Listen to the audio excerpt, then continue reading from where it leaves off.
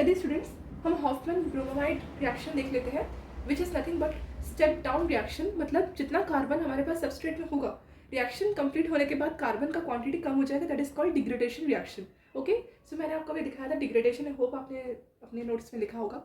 सो degradation reaction means आपका जितना carbon है उससे कम है, ठीक है, मतलब रिडक्शन हो रहा है। अब देखिए, आपका जब हॉफमैन ब्रोमाइड रिएक्शन होगा तो इसमें मैं आपको जो स्टेप दिखाने वाली हूँ वो क्या हो जाएगा, आपका कार्बोनिक एसिड एक इंटरमीडिएट बनेगा, साथ साथ आपका नाइट्रीन इंटरमीडिएट बनेगा।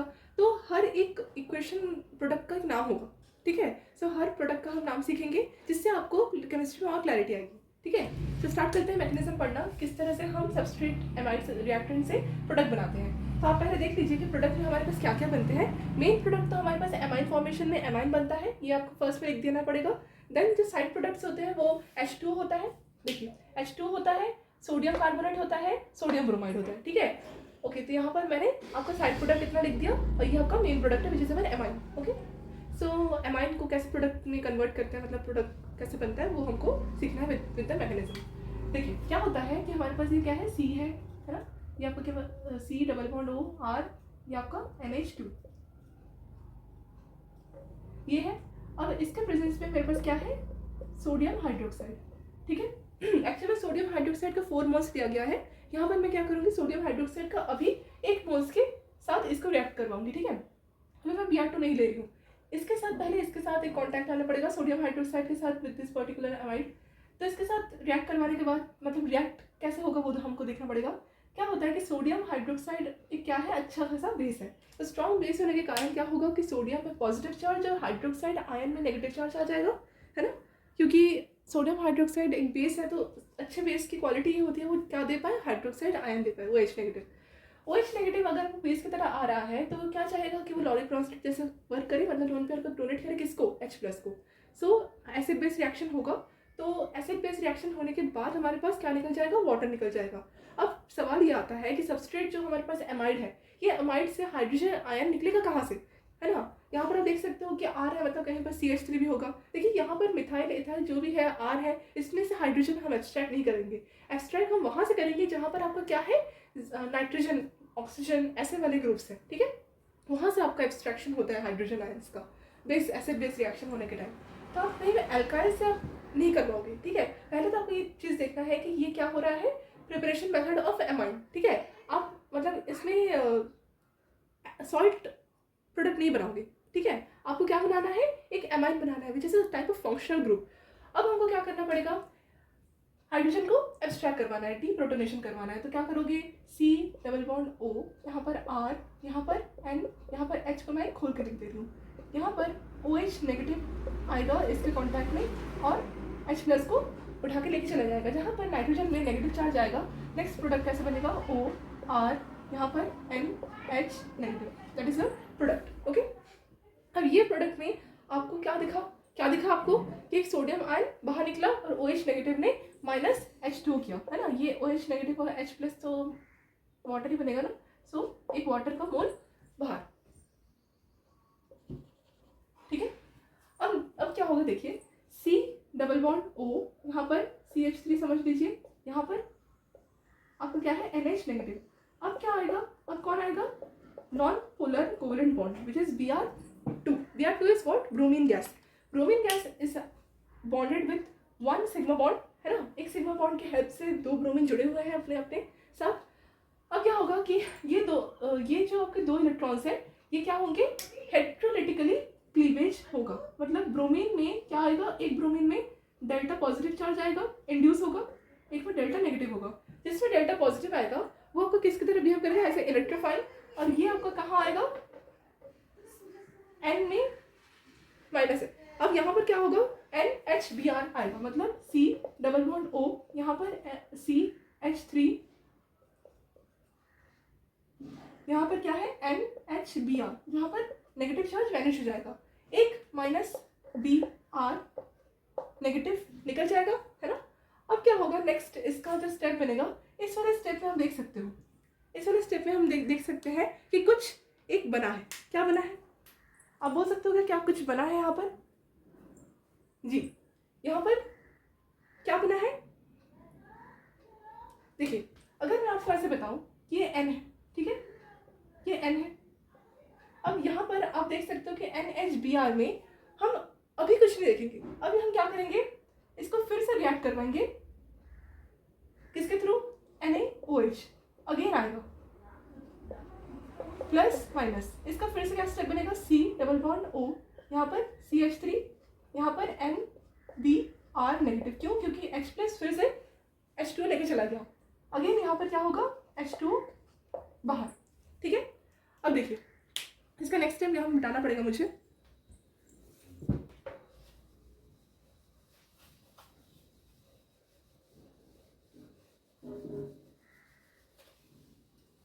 देखिए अब हमारे पास क्या क्या था, C डबल बॉन्ड O, यहाँ पर CH3 है ना, यहाँ पर NBr नेगेटिव, ठीक है, ये नेगेटिव पार्ट बना। अब ये नेगेटिव पार्ट हमको क्या करवाना है, वैनिश करवाना है। तो हम इसको कैसे वैनिश करवा सकते हैं, देखिए इसका एक रूल होता है, क्या रूल होता है कि अगर मैं ये नेगेटिव चार्ज है कहाँ, ब्रोमीन में नहीं है ना, ये नेगेटिव चार्ज नाइट्रोजन के ऊपर है, मतलब नाइट्रोजन में 2 लोन पेयर होने की वजह से नाइट्रोजन में नेगेटिव चार्ज आ रहा है, ब्रोमीन तो उसके साथ जुड़ा है ऐसे इलेक्ट्रोफाइल, वो जब इलेक्ट्रोफिलिक न्यूक्लियोफिलिक रिएक्शन हो रहा था। अब देखिए ये नेगेटिव चार्ज का एक लोन पेयर क्या करेगा, यहाँ बॉन्ड बनाएगा, ठीक है, यहाँ बॉन्ड बनाएगा, नेगेटिव चार्ज तो वैनिश हो जाएगा, पर स्टिल ब्रोमीन हट नहीं पाएगा। ब्रोमीन को हटाने के लिए हमको क्या करना पड़ेगा, कोई एक पर्टिकुलर अलग से माइग्रेशन करके एटम या ग्रुप ऑफ एटम को नाइट्रोजन के साथ बॉन्ड करवाना पड़ेगा, ठीक है, क्योंकि नाइट्रोजन का plus charge is not stable in this condition. Carbon में हम ऑक्सीजन इसमें अपने 4 बॉन्ड्स को स्टिल रखने के लिए एक ऑक्सीजन का जो है नेगेटिव चार्ज रख सकते थे, पर सिंपल हमको यहाँ पर एक न्यू प्रोडक्ट का तलाश है, इसीलिए हम यहाँ पर ऐसा वाला इक्वेशन नहीं देखते जहाँ पर ऑक्सीजन में एक नेगेटिव चार्ज आता है। वो सिंपल रेजोनेटिंग स्ट्रक्चर है, अगर आप बनाना चाहो तो बना लेना, पर यहाँ पर रेजोनेटिंग स्ट्रक्चर बनाने का कोई फायदा नहीं है, हमको इन फॉर दिस स्टेप दिखाना है। तो क्या होता है कि यहाँ पर जो R ग्रुप है, CH3 फॉर एग्जाम्पल CH3, या R ग्रुप आपको क्या करता है, यहाँ माइग्रेशन करता है, जब नाइट्रोजन एक बॉन्ड बनाता है, जहाँ पर ये माइग्रेशन करता है, तो माइग्रेशन करने के बाद bromine as a bromide ion -Br negative release होता है।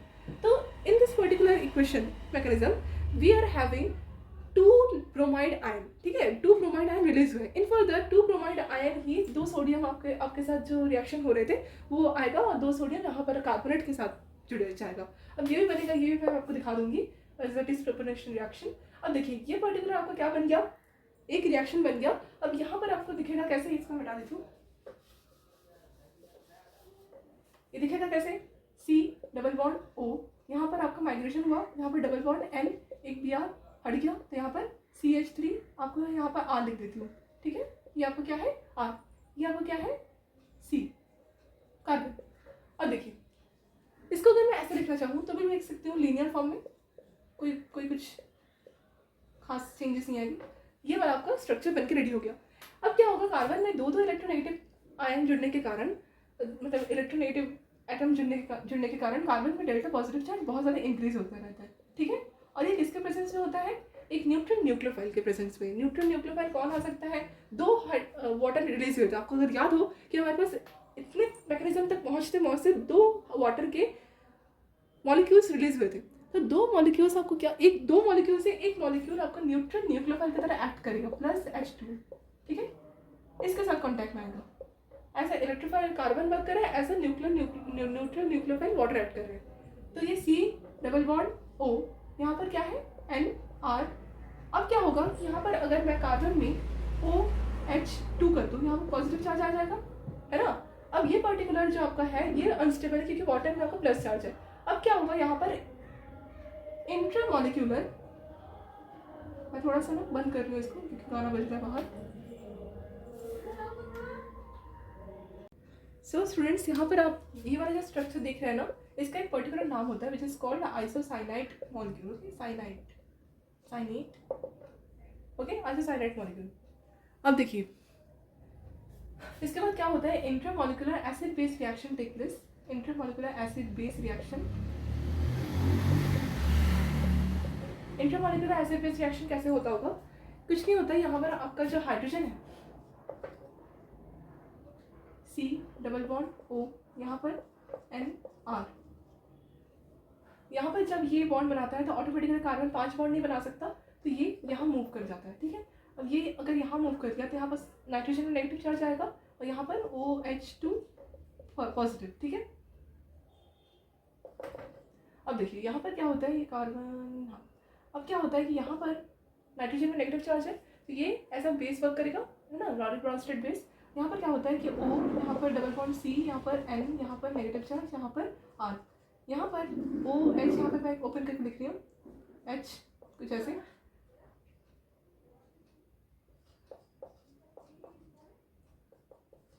ये यहाँ पर इंटरेक्ट करता है नाइट्रोजन में, ठीक है। और इसका जो नेक्स्ट स्टेप बनता है वो मैं आपको मिटा के दिखाती हूँ। देखिए O C N H R OH, क्योंकि यहाँ पर पॉजिटिव चार्ज वैनिश हो गया, है ना। यहाँ पर ये वाला इधर जा रहा है तो ये ऑटोमेटिकली इधर अपने इलेक्ट्रॉन्स को छोड़ के जाएगा ना। अब यहाँ पर आपका नेक्स्ट स्टेप कैसे बनता है,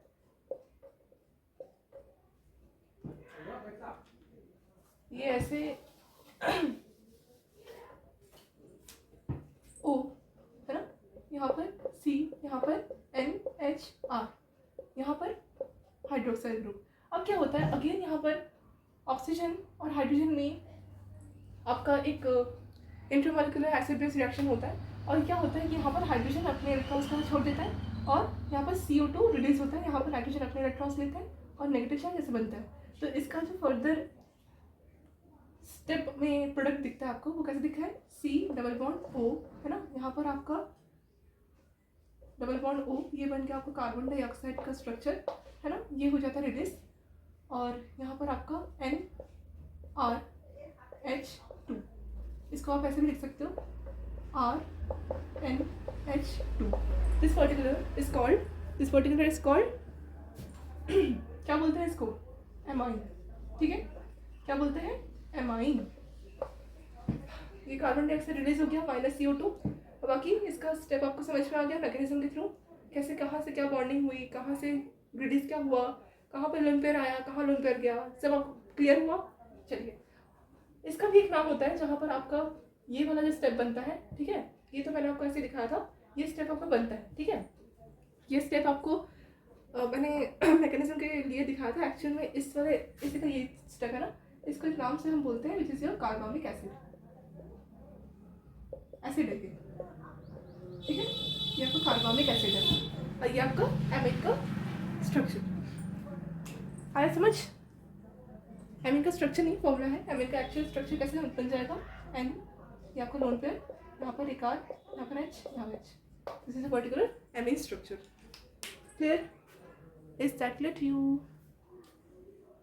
ओके, यहाँ तो क्लियर हो गया। चलिए, अब हमको पढ़ना पड़ेगा कर्टियस रीअरेंजमेंट रिएक्शन, ठीक है। आपको माइग्रेशन वाला रूल समझ में आया ना, जहाँ पर हमने माइग्रेशन किया वहीं पर ही आपका इंटरनल नाइट्रीन का क्या बन गया, इंटरमीडिएट बन गया, है ना। चलिए, आपको याद होगा कि हमारे पास स्टेप में RNH2 है ना, और हमारे पास एक न्यू चीज रिलीज हुआ था विच इज CO2। CO2 क्या करता है, दो सोडियम हाइड्रोक्साइड तो कंज्यूम हो गया था रिएक्शन के मैकेनिज्म में, और दो बचा है तो NaOH 2 मोल्स हम देते हैं। यहाँ से आपका रिएक्शन पता है क्या आता है, 2Na, और आप लिख सकते हो Na2CO3 प्लस H2O। इसीलिए आपका एक वाटर तो कंज्यूम हुआ था, है ना, इसका हमने इलेक्ट्रोफिलिक न्यूक्लियोफिलिक रिएक्शन में देखा था। अब हम क्या देखेंगे, ये आपका वाटर और एक वाटर फर्स्ट आपको रिलीज हुआ था, आपको याद होगा, फर्स्ट हमने सोडियम हाइड्रोक्साइड के साथ जो एसिड बेस रिएक्शन करवाया था उसका एक वाटर रिलीज हुआ था, तो 2 वाटर के मोल्स बन गए, तो यहाँ पर 2 मोल्स ऑफ वाटर, है ना, यहाँ पर सोडियम कार्बोनेट, है ना, ये आपका सोडियम कार्बोनेट बना, और यहाँ पर सोडियम ब्रोमाइड, 2 ब्रोमाइड आयन निकले थे, रिलीज हुए थे, और 2 हमारे पास सोडियम पहले से थे, ये, ठीक है।